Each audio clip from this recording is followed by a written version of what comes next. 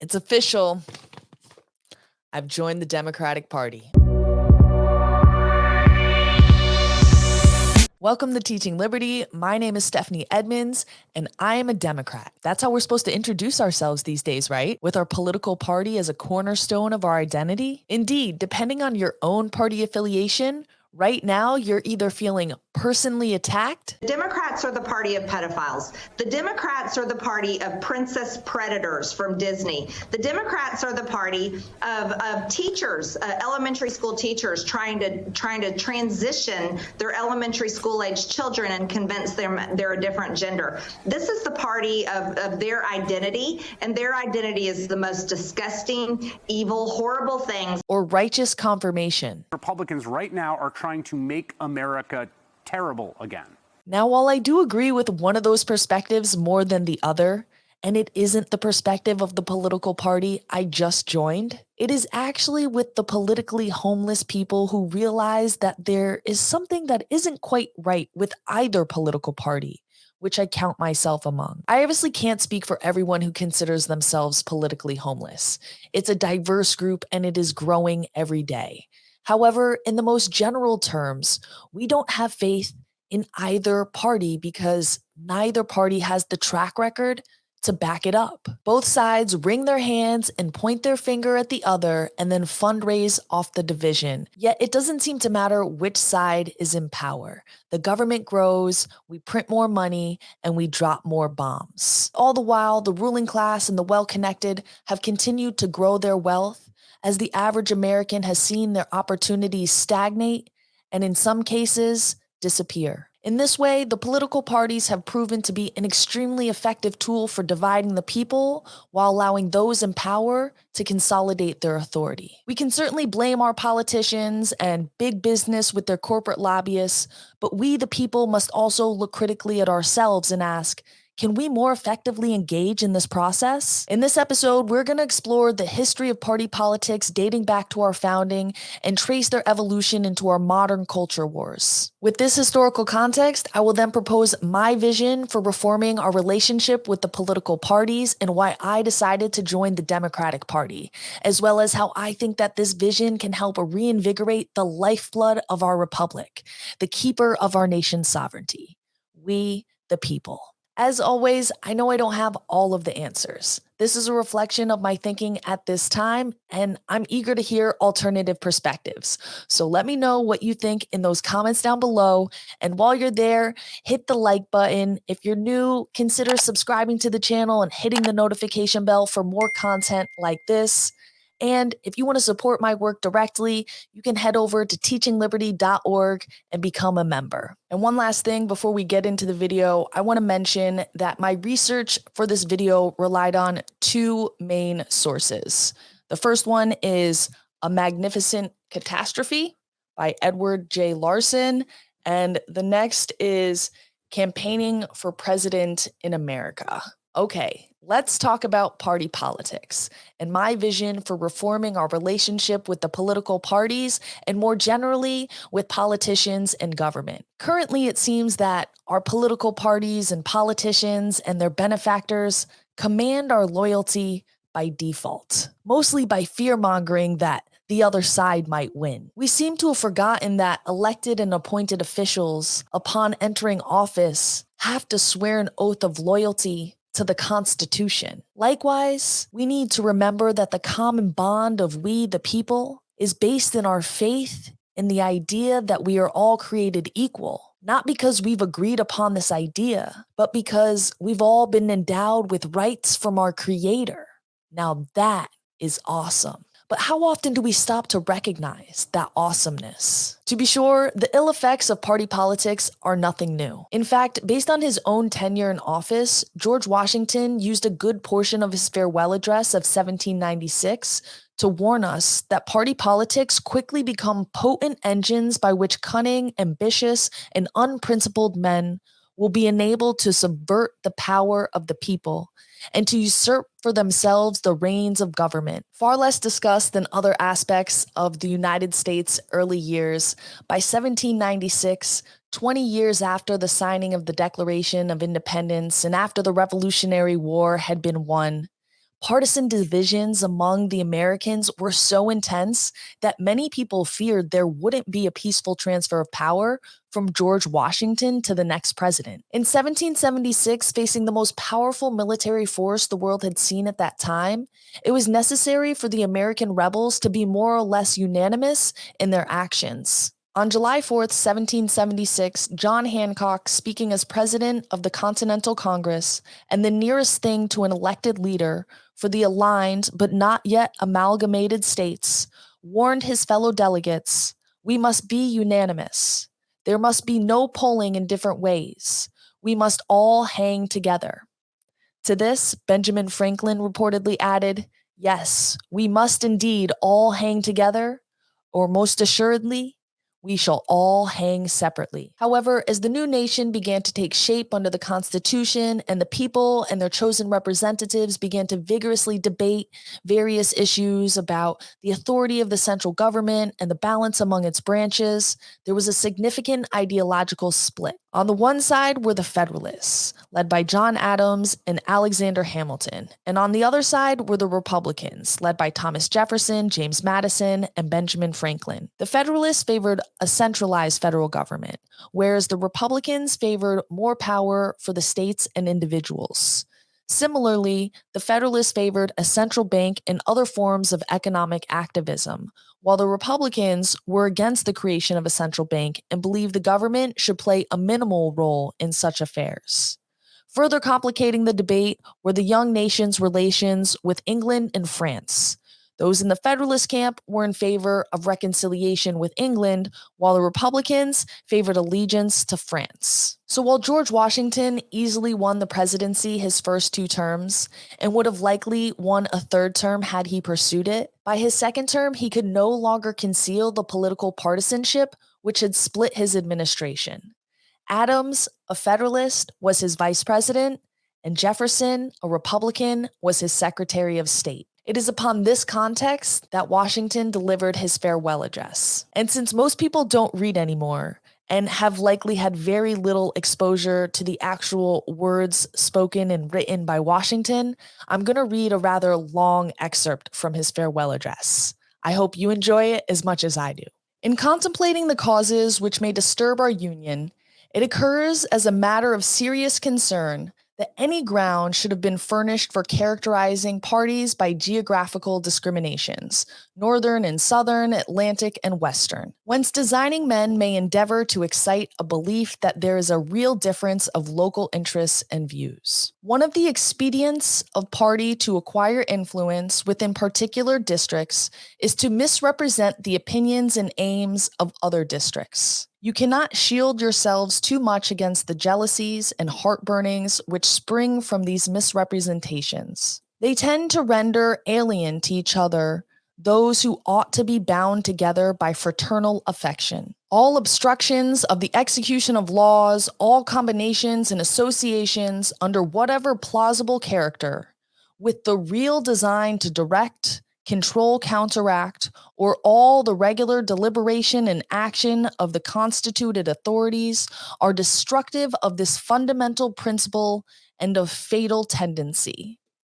They serve to organize faction, to give it an artificial and extraordinary force, to put in the place of the delegated will of the nation, the will of a party, often a small but artful and enterprising minority of the community, and according to alternate triumphs of different parties, to make the public administration the mirror of the ill-concerted and incongruous projections of faction, rather than on the organ of consistent and wholesome plans digested by common councils and modified by mutual interests. However, combinations or associations of the above description may now and then answer popular ends, they are likely, in the course of time and things, to become potent engines by which cunning, ambitious, and unprincipled men will be enabled to subvert the power of the people and to usurp for themselves the reins of government, destroying afterwards the very engines which have lifted them to unjust dominion.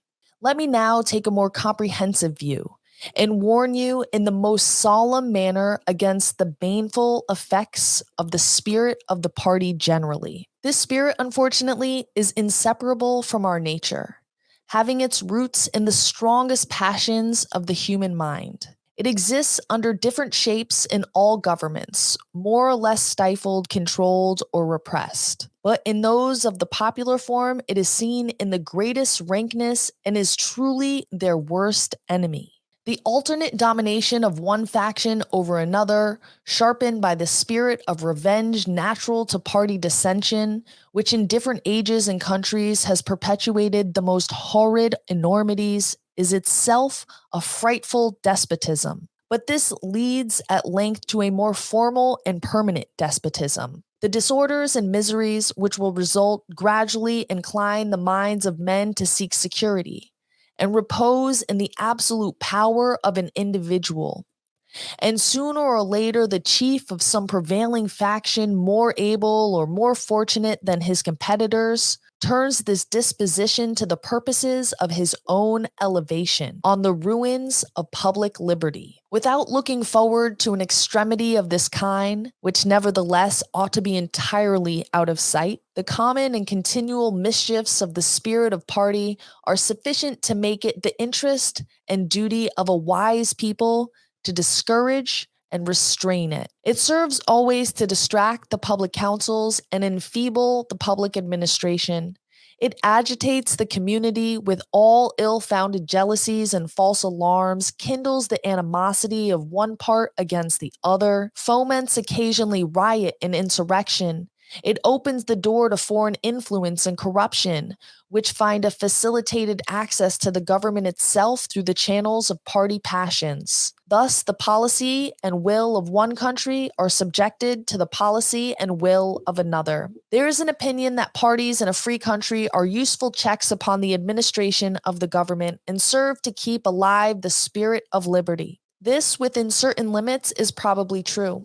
And in governments of a monarchical caste, patriotism may look with indulgence, if not with favor, upon the spirit of party. But in those of the popular character, in governments purely elective, it is a spirit not to be encouraged. From their natural tendency, it is certain there will always be enough of that spirit for every salutary purpose. And there being constant danger of excess, the effort ought to be, by force of public opinion, to mitigate and assuage it.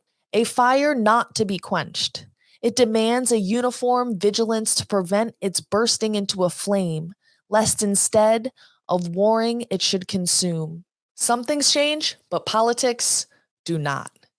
Though again, it must be considered that as great of a leader as Washington was, and as unenviable of a position as being a wartime leader is, he undoubtedly benefited from the unity forced upon his founding generation due to the revolution. As a nation, we've experienced other periods of unity due to foreign threats. However, the dynamics have been much different because after the founding generation defeated the most powerful nation in the world, the United States went on to be an economic and military powerhouse very quickly. So we must consider all of these different factors in our assessment of the political parties and in our consideration of how to reform our relationship with them. While it may be accurate to suggest that historically American political partisanship was only loosely connected to liberal conservative ideology and that today those connections have become more rigid, I do not believe it's accurate to suggest that our nation is more divided than ever. We would be wise to recall the Civil War, a conflict which tore the southern states from the northern states and led to the deaths of over 600,000 men and destruction across the country. Thankfully, our nation came out whole, and the institution of slavery was abolished, which also helped bring the international African slave trade to an end. And yet still, for over the next 100 years, Black Americans were separated from white Americans in most areas of social, political, and business life as a matter of law. Of course, the weight of history reverberates echoes of these divisions throughout our modern social and political life. But with this context in mind, can we really say that here, now, in 2023, our country is more divided than we were then?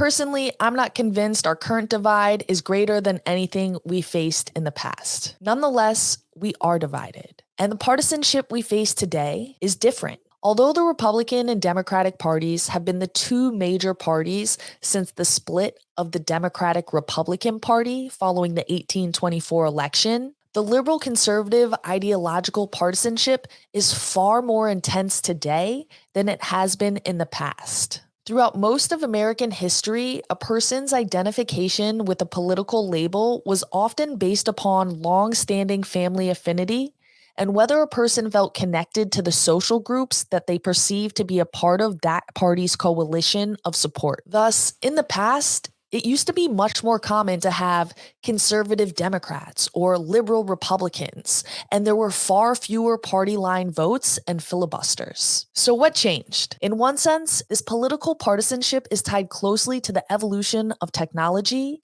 and especially with the explosion of social media. Social media companies make money by showing ads to users. So the longer the social media company can keep the user on the app or the site, the more money they can make. Therefore, to keep users on the social media site longer, the companies show users the content which they've shown the most tendency to like in the past. And whether the social media companies intend to or not, what this ends up doing is reinforcing the biases and worldview of the user while making it increasingly less and less likely that they'll be exposed to alternative perspectives and worldviews. This is, of course, a huge problem. However, I don't believe this can account for the entirety of our modern political and really social divisions.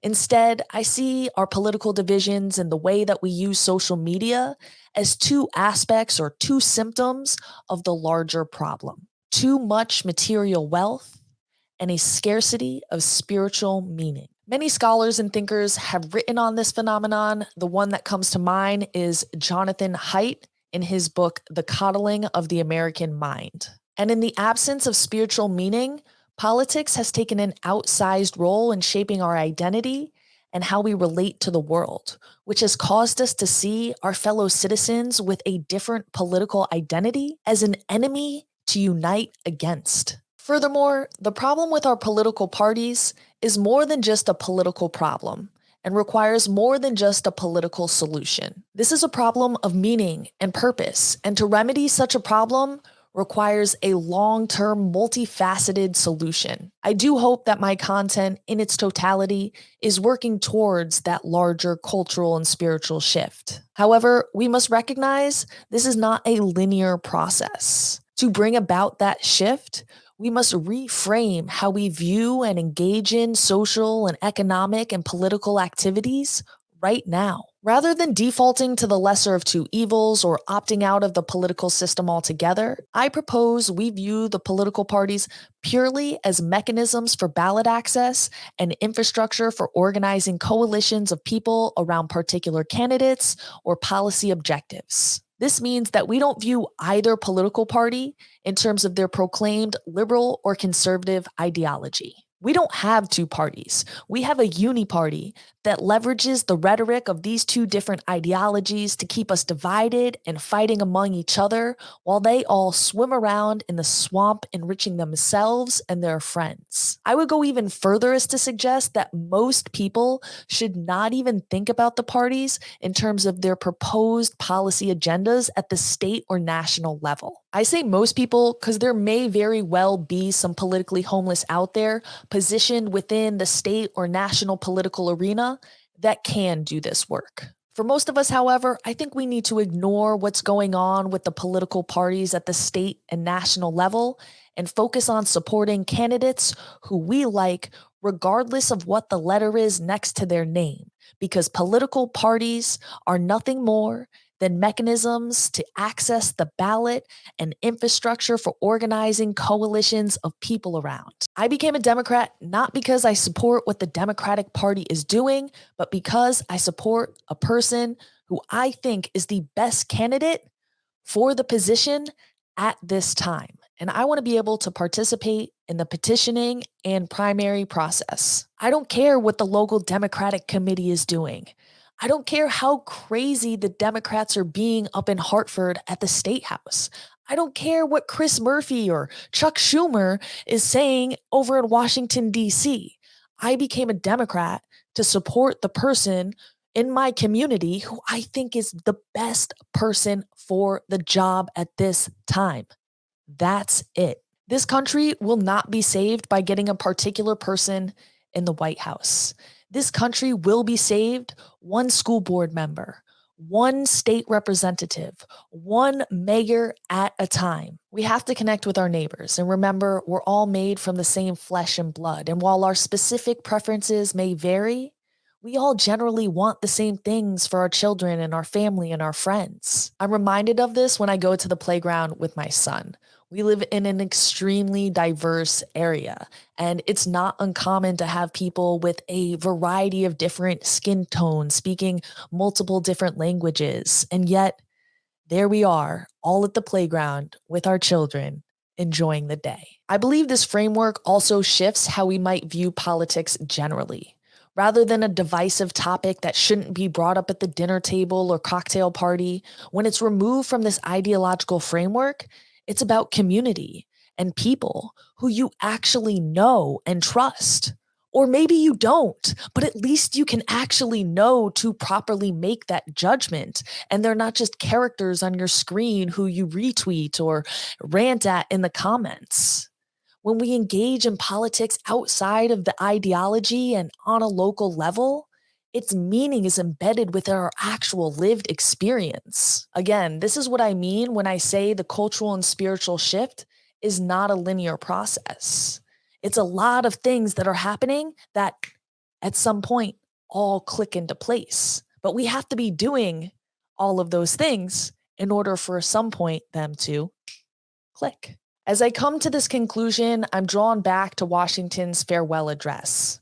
After he issued his warning on political parties, he suggested that of all the dispositions and habits which lead to political prosperity, religion and morality are indispensable supports. This may sound odd to the average modern American who commonly understands the First Amendment or this idea of the separation of church and state as meaning that politics and religion ought to occupy completely separate realms. Yet, as we are currently experiencing, when you remove religion, you're left with a void, and that void will be filled by politics. Furthermore, unlike religion, political ideology is not tethered to the morality of the natural law of our Creator from which our rights are derived. I speak about this at length in my video, Secular Surge, the separation of God and truth in the pursuit of progress. If that's a topic that interests you and you like the style of this video, I highly encourage you to go check that out. Don't leave yet though, we're almost done here. I'm going to read to you one more excerpt from Washington's farewell address, but first, I have to remind you one more time, hit that like button. If you're new, welcome, subscribe to the channel, hit the notification bells. This is a conversation, so I want to know what you think in those comments down below.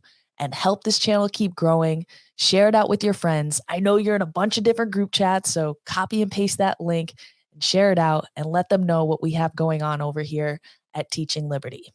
And now I'll leave you with one last excerpt of Washington's farewell address. Of all the dispositions and habits which lead to political prosperity, religion and morality are indispensable supports.